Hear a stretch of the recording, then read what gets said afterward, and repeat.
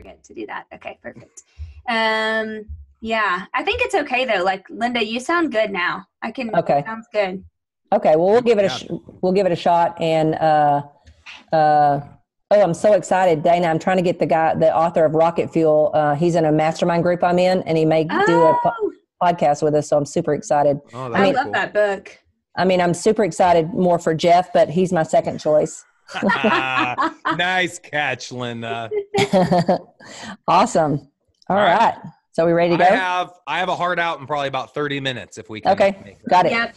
That's good. Perfect. I'll do our intro, and then if somebody watched the time and just kind of give us a signal, or I'll watch it too when we start. So basically 4:30, or are you okay? 4:35? Yeah, 4:30, 4:35. That's fine.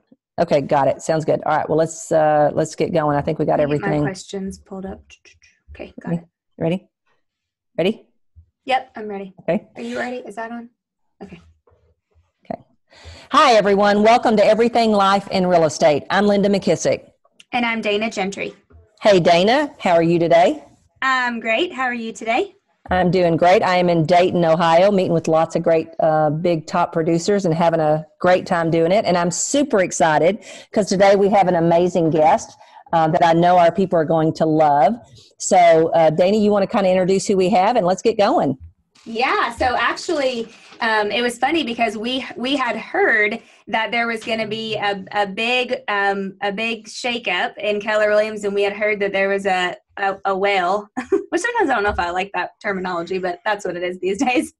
Not that he looks like a whale. He just is production of a whale. Right. Not at all. People tell me I look like a silverback gorilla. I think that's my spirit animal. All right. So we were actually watching the Vegas event live when Jeff was introduced, and I actually had the entire office was in a training room and had no idea that you were going to come out and be introduced, Jeff. And like my whole office was just like, what? Oh my gosh. Oh. So it was awesome. So that was really great. So maybe we should start, Linda, with Jeff just telling us a little bit about yourself. Yeah, first of all, it's Jeff Cohn, and he's an amazing producer out of Omaha, Nebraska. And Jeff, I like to start like this. You were born, and then what happened? Well, I was 5 years old, and my mom and dad signed me up for a charity event for our school selling candy bars at $1 a bar, and the number one prize was a Nintendo. Oh! So I got a contract with a local grocery store to stand outside all Saturday, all Sunday for 2 weekends. This fat little shaved head kid, like the kid from Up, if you've ever seen that movie. Yeah. And I ended up winning the Nintendo. I was a kindergartner, and there were fifth graders mad at me. Oh my God. So I was an entrepreneur at 5 years old, and I thank my parents obviously for instilling that in me and giving me that opportunity. And obviously, here we go. Flash forward to today. I'm 38 years old. We own all the video game systems in my house. My 10-year-old couldn't be any happier. But I'm no longer selling candy bars. Obviously, I got into real estate to generate income for my family back in 2006. I got my license. And unlike a lot of other agents, I started out of college. So I got my degree in business and chose to go into real estate because there was no limit in the income I could generate for my family. And 2007 was my first full year selling. I did 50 transactions my first year, netting me 96 grand. Hired my first full-time admin.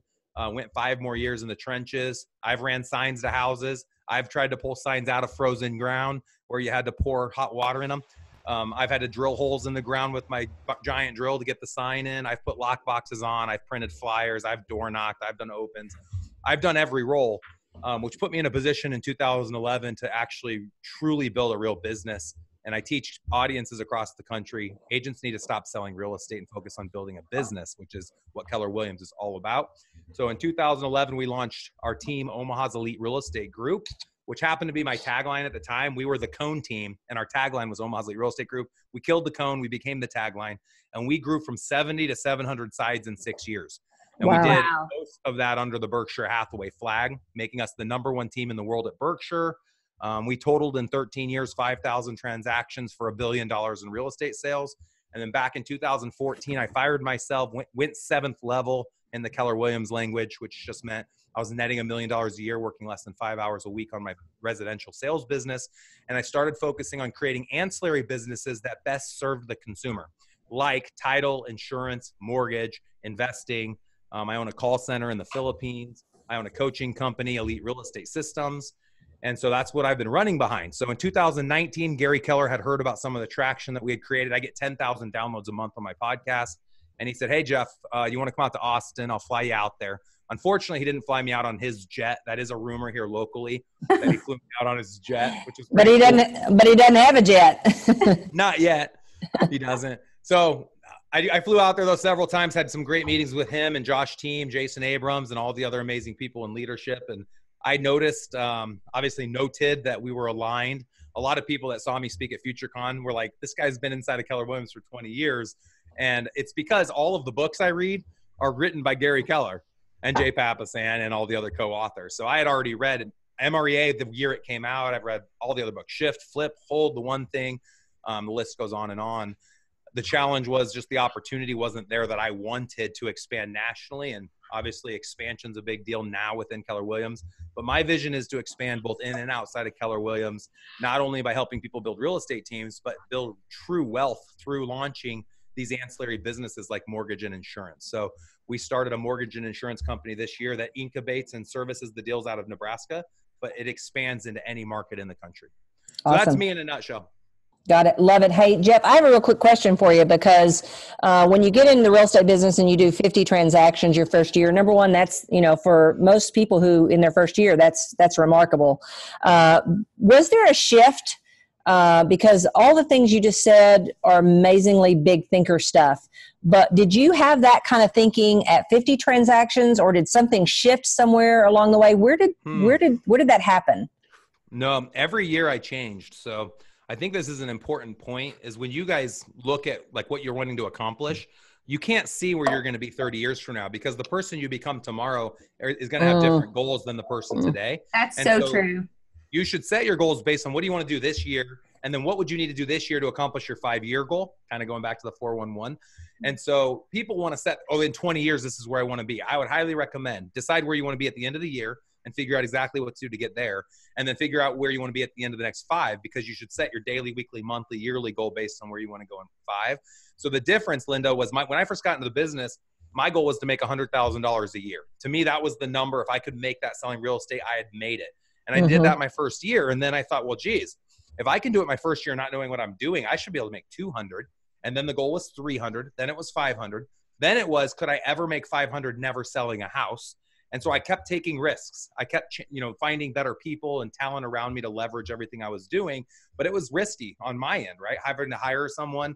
Like, for example, the year I made 96 grand my first year, the very next year in 2008, I paid someone $40,000 a year salary to be my admin, to do everything contract to close, dot the I's, cross the T's, run the signs, put the lock boxes up, etc. Who takes 40% of their gross revenue and allocates it to leverage? Most people aren't willing to do it. And the reason I could, and what I'd recommend to your listeners listening, keep your lifestyle at a low dollar amount so that you can take risks and build your business before you go live lavishly. So often people want to look like they have been successful even though they're not yet. And it limits their ability to create leverage because they're putting all their money into their car or their house or the things that they're wearing or the trips that they're going on. I lived in a $137,000 house for 8 years when I was making $500,000 a year. Wow. That's such a good thing to share. Yeah. Well, you do have a role model there in town, Warren Buffett. Yeah. Doesn't he live in the same house? I'm his role model. No, yeah, you're his role model because he lives in the same house, right? Drives the same car. Warren Buffett's an amazing man and is a great example, obviously, of living conservatively. My grandpa used to actually sell furniture for one of their companies they own in Nebraska called Nebraska Furniture Mart. And he saw Warren Buffett almost every day come in with a sack lunch. The man didn't want to buy his own lunch. He'd make lunch or have someone make it and come to work with that. So, yeah, he is a great role model, and I was just kind of teasing. Awesome. That's awesome. So, Linda, I don't even think I told you this, or maybe I did and I'm forgetting, but when you told us that Jeff told me Jeff was going to be a guest, I went on and posted on Lab Coat Agents on the Facebook group.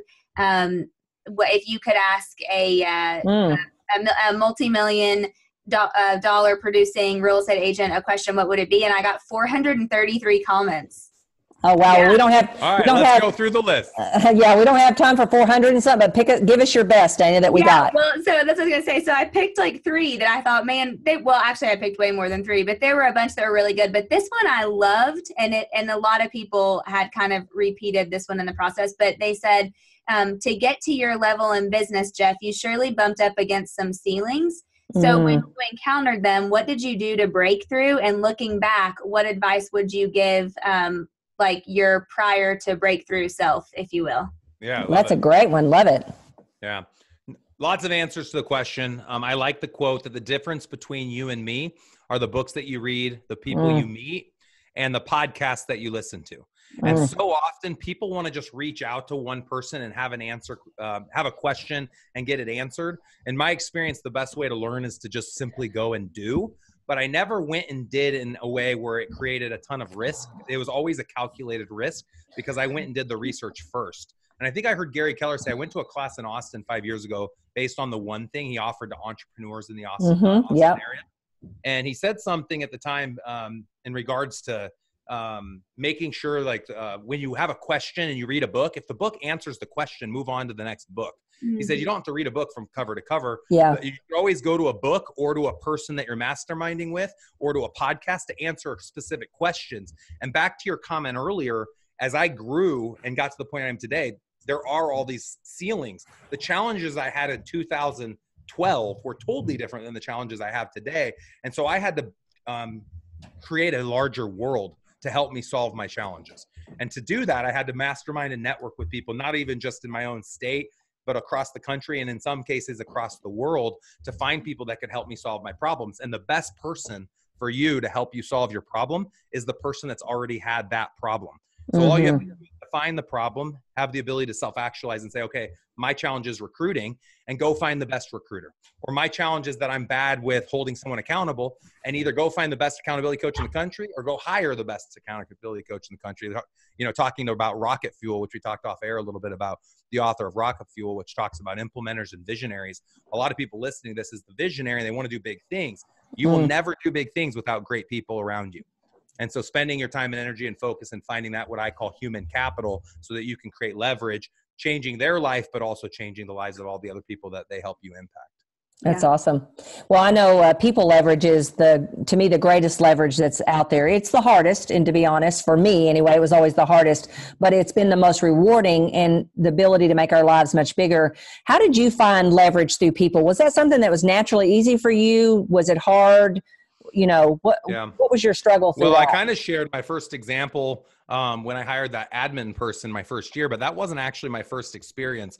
I think probably the first time that I used leverage that I can think of, and it's kind of an interesting story, was when the Xbox 360 came out. Walmart would allow you to buy one per person. Well, I lived in an apartment complex where there were a lot of people working, living in the complex that were students from Tajikistan. And I asked them if they'd be interested in standing in line with me, and I paid them each $50. For 12 hours, they stood in line to buy this Xbox. Just stood in line for $50 to stand in line all day. They were cool with it. And at the end of the day, I bought like 15 Xboxes for $400 plus the $50 I gave each of those people. And I drove to another electronics store where people were camped out for the Xbox to come out the next morning. And I sold every Xbox for $1,000. Wow. So why couldn't they have done that? You know, and you think about all these other examples of times where someone creates leverage. Everybody has the opportunity. And not only that, as a true leader, you serve your followers by giving them the ability to be just like you. Not just only giving them the ability, training them to be just like you, providing them with the resources to be just like you. But not everyone's going to want to be like you. Not everyone wanted to take that risk. Because I could return the Xbox and get my money back if I had to return the box, but I was going to lose the $50. If I couldn't sell the margin, that's what my risk was. And a lot of times people don't want to take risks. So I think for a true leader to continue to grow, you have to always look for talent and be willing to deploy that talent.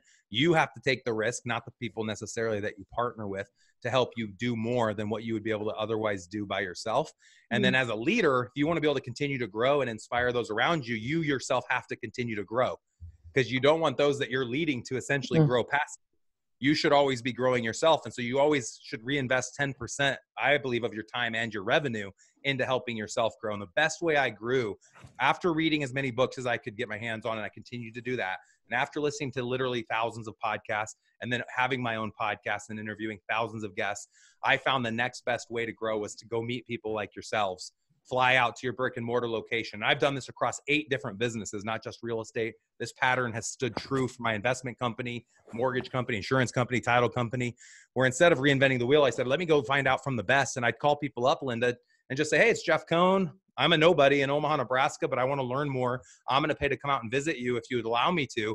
And maybe I'll bring you some Omaha steaks along the way if I could just have a few hours of your time. And no one has ever told me no. Wow. No one has ever not gotten back to me. Everyone says yes. Everybody's willing. I'm willing. I even started a workshop, jeffsworkshop.com, where I host people all over the country. I've had thousands of people come through our workshop here in Omaha so that I could give back the same way that so many people have given to me. So I'm dying to ask, who's the coolest person that you ever went and shadowed?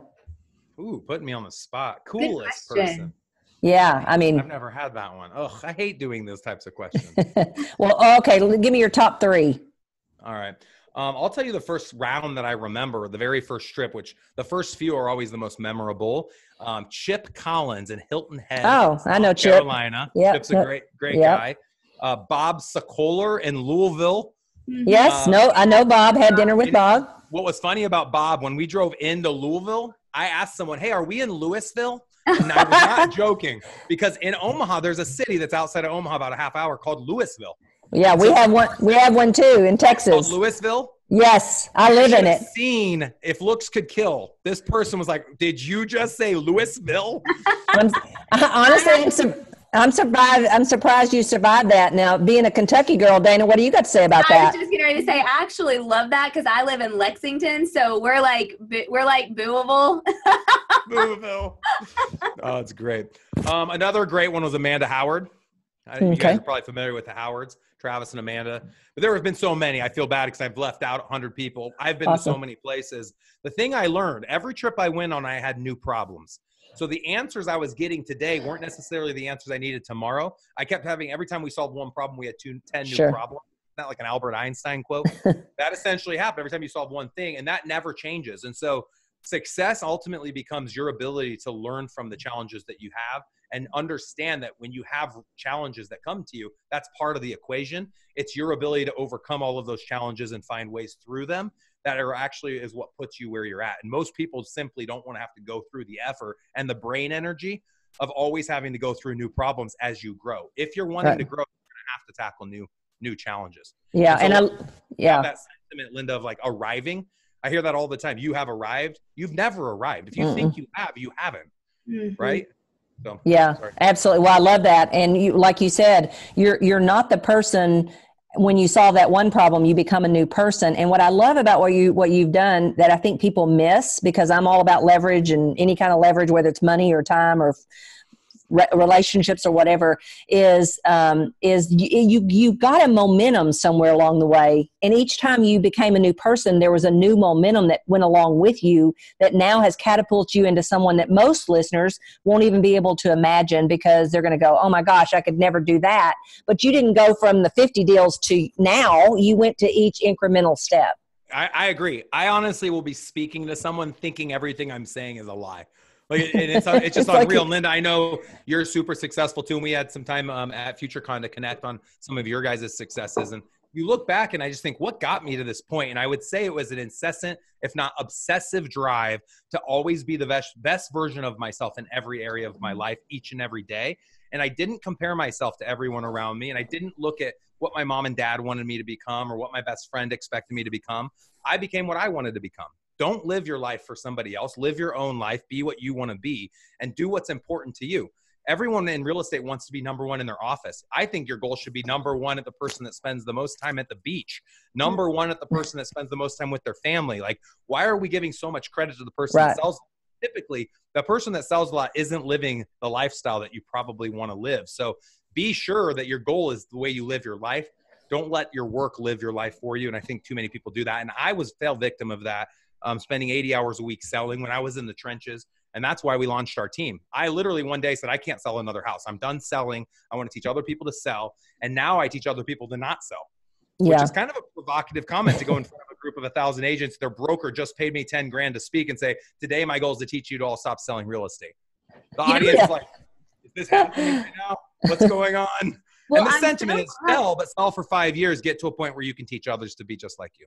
Yeah, I'm so glad that you said that, because I was funny when I was reading through a bunch of those comments in Lab Coat Agent. I kind of for a minute was getting a little bit ticked, because some of the comments were like, said their question would be, do you have a Yeah. life? Do you take vacation? Do you see your kids?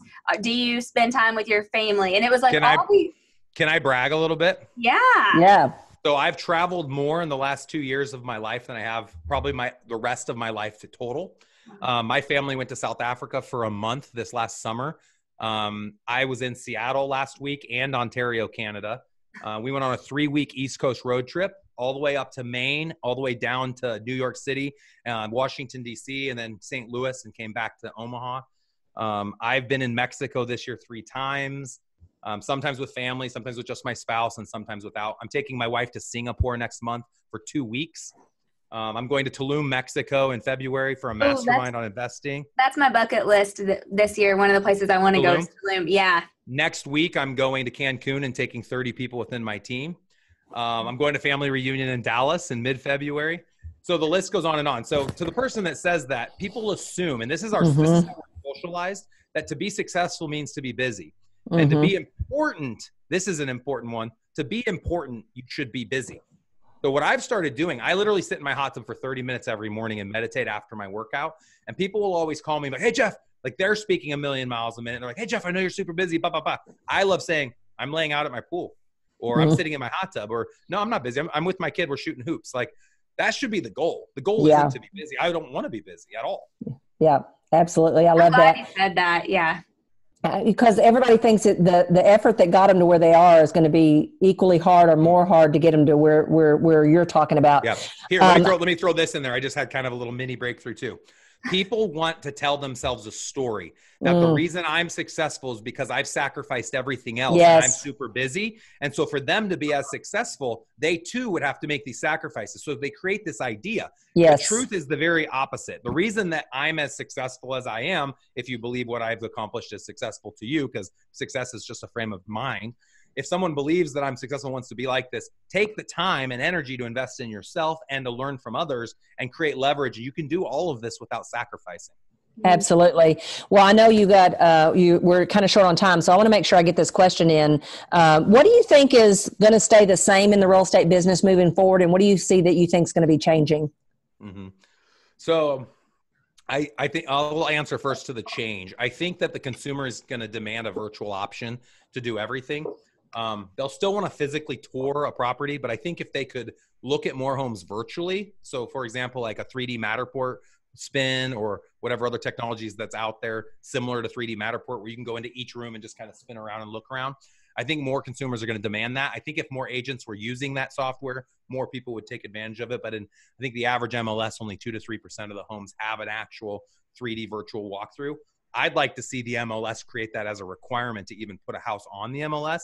I think the consumer will start demanding it. My brokerage, KW Elite, that I am going to launch in February, is going to require every agent to produce a 3D Matterport print spin of every house they list.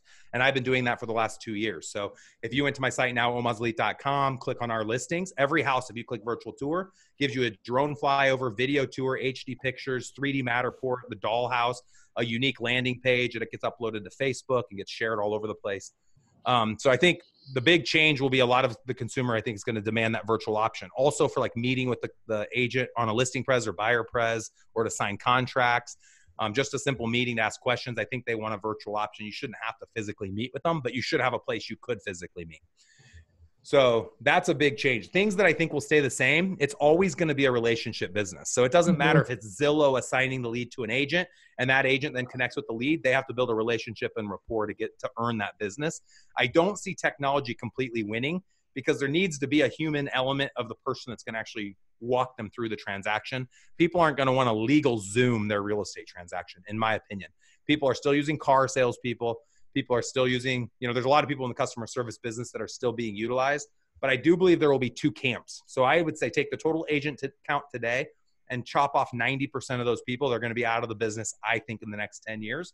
The two camps that will be left are the ones that are tech powered, like your Zillows and your Amazons and your Uberization companies that just use an agent and pay them a base salary of 20 grand a year and maybe $50 per sale. And then I think you're going to have the camp that's going to be more aligned with us, where we offer so much value, concierge services, directors of first impressions, this tech empowered office to help make their transaction the simplest possible. That agent is the agent of the future that I want to be like, and I want to teach other people to be like. So I think it'll be split probably 50-50.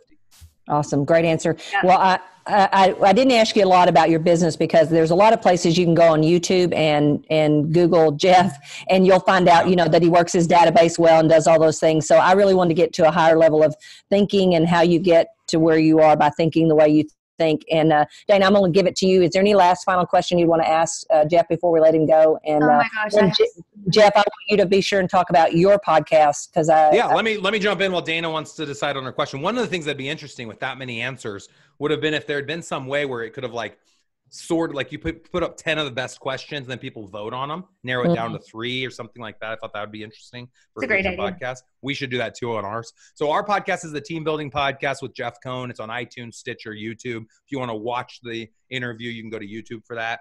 And then anything about upcoming events, you can go out to eliterealestatesystems.com, click on events.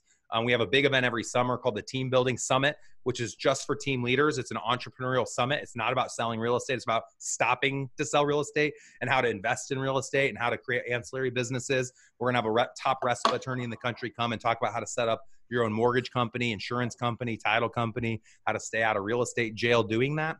And then a lot of other top agents. Linda, we haven't even talked about your invite, but I'm going to be interviewing and bringing tons of the top agents in the Keller Williams world, as well as in my coaching world, to come out and speak at that event as well. So you can find out more about that at the teambuildingsummit.com. And then we have our workshops every other month in Omaha called the Team Building Workshop. And then the second day is an investment workshop. So if you go out to jeffsworkshop.com, you can learn more about that. And then I give everyone a gift for listening to our interview.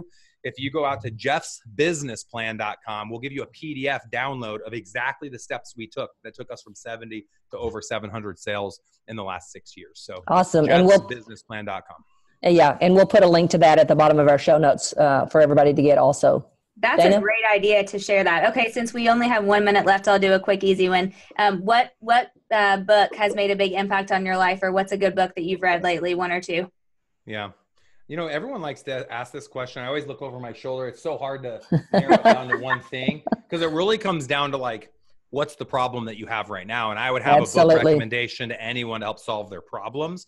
So I think that the book that everyone should be focused on is the book that's going to help them make choices that are going to allow them to take more risk because everyone's scared to get out of their comfort zone. Yeah. And the number one book I'd say that has influenced me to think differently and change literally the course of my life would be the top 5 regrets of the dying. Mm-hmm. Pretty heavy topic, but they narrow it down essentially the 5 categories that people typically will look back on life and regret. I read that book in my early 20s and it shaped a lot of my choices of going into real estate versus taking a traditional corporate job, learning how to get out of real estate. Like I was netting $350,000 a year when I said to myself, I'm going to stop selling. Who would do that? That's insane. Well, that was because I wanted to live a different type of life. And I was willing to put in the time and sacrifice and energy to learn how to do that without having to sell. And it's created way more happiness to me. It's not about the money. And I said this from stage at FutureCon. I'll say it on this show. Ones and zeros in your bank account don't define you or the way you live your life or your happiness. That has nothing to do with it. It's your ability to influence other people's lives and put ones and zeros in their bank accounts and help change their lives that actually will bring true satisfaction and happiness. So that's why I'm on the show today. You know, no one pays anyone to get on a podcast. I like to give back. And I always want to be here for anyone else that has a podcast or anyone else has a market center or a region and you're interested in me coming to speak. That's also something that's really dear to my heart, is to be able to get in front of audiences. And literally if one sentence I said makes someone think differently, that helps them make that choice to quit the full-time job or hire that first admin person or spend more money on lead gen, whatever it might be, that's what truly speaks to me. That's what moves me. And that's what my passion is. Absolutely. And that's what we love about you. That's awesome. Yeah. Well, I want to thank everyone today for joining in. I know you're going to enjoy this interview with Jeff. And remember, if you have a question or a topic that you'd like for Dana and I to discuss on the podcast, be sure and reach out to us at info@lindamckissack.com or on Instagram at #everythinglifeinrealestate. And Jeff, thank you so much. And Dana, I'll talk to you in a few days. Hey, thank you, Jeff. Linda, can I invite your audience to follow me on Instagram? Yes, please do. I forgot to do that. Everyone sends me invites to Facebook, and I have a virtual assistant that auto responds and lets everyone know I hit my 5,000 friend limit. I think it happened to both of you, and that's why you're smiling like that. Follow me on Instagram, Jeff M. Cohn. Awesome. Perfect. There's some cool stuff too. I just got back from Zillow headquarters and took 30 pictures of all the stuff they've got going. So you can go see that. And I also visited the largest virtual reality complex in North America 2 days ago in London, Ontario, Canada, and took a bunch of pictures of that. It looks like a Star Trek holodeck. It's pretty cool. So go check out both of those things at Jeff M. Cohn on Insta. Absolutely. Dana and I'll both be the 2 followers instantly. Yes. Awesome. You'll be my first 2. Hey, Not be careful what you say, because we'd love for you to come to the Ohio Valley region this year. So I'll be sign up. Let's go. For sure. Awesome. Ready. All right. Thank you, guys. You have a wonderful day. Appreciate you. Thank you. Thank you, Linda. Thanks Jeff. Linda. Bye-bye. Bye-bye. Awesome. Perfect. Yep. That was awesome. good. Jeff, thank you so much. We really do appreciate it. Anything we can do for you. So honestly, quick feedback. So that's usually, that's my style. I'm authentic. I'm the same way Love every it. time. Is that the culture that you feel like a lot of your listeners want to hear, the way I talk about things? Because I feel like sometimes it's braggy, and I don't mean to be braggy at all. Yeah, I think it's great because honestly, like even when you scroll through all these questions, Jeff, people asked things like, what's your profit margin? How'd you, like things like that. But most of them were like, what does your morning routine look like? What books have made an impact on your life? How do you keep up your mindset? What happens when you hit a wall? It's like more of that stuff than it was like, when did you hire somebody? Or right. whatever. Well, one of the questions when you look at that is going to help change their life. The other one is just them being nosy. Like, how does them knowing my profit margin have anything to do with their business? Yeah. Yeah. Like so if someone asks me that, I'll just turn around and go, what's your profit margin? Like, what are you talking about? And I do have answers to all those questions, but I think the way you do it is great. It's okay. Yeah, I think it's the authentic part of it. And to be honest with you, there's a million places people can go find out all about how you work your database and all that stuff. Dana and I are selfishly doing this podcast because we want to learn what we want to learn. Yeah, that's right. So ask the questions you want to ask, and guess what? Everyone else has those same questions. You're asking those. Yeah. You guys did awesome today. You're great interviewers, and you did a good job listening. I suck at listening. You guys did awesome. You're good listeners. Nice job. That's another great book, How to Win Friends and Influence People. Yeah, I love it. Carnegie. It's a good book. Yeah, Dana, absolutely. Linda. Yes, awesome. Yes, perfect. All right. Thank you, Jeff. Remember, if we can do anything for you, let us know. And Dana will be hounding you to come to Ohio Valley. And it's beautiful here. Actually, Linda, or I'll just email you. Yeah, that'll be good. Let's go. I'm actually, email me because I'll put you on our list of upcoming locations and then send you a calendar and kind of what my speaking agreement is. But I want to partner with regions and or market centers to create giant events and then just do a profit share off the event. And I have databases. I have every licensed agent's email address in the country and 1.7 million people. Awesome. So we can help you market and do pixeling, targeting, and whatever in your market and bring recruits out. And then obviously it'd be your agents can pay for it, and then the recruits would get to attend for free. So we can talk more about it. Love it. Sounds good. Talk to you about that. All right, guys. Awesome. We'll see you. Have a great weekend. Appreciate it. See y'all. See you in a couple of days, Dana. Okay. See ya. Bye.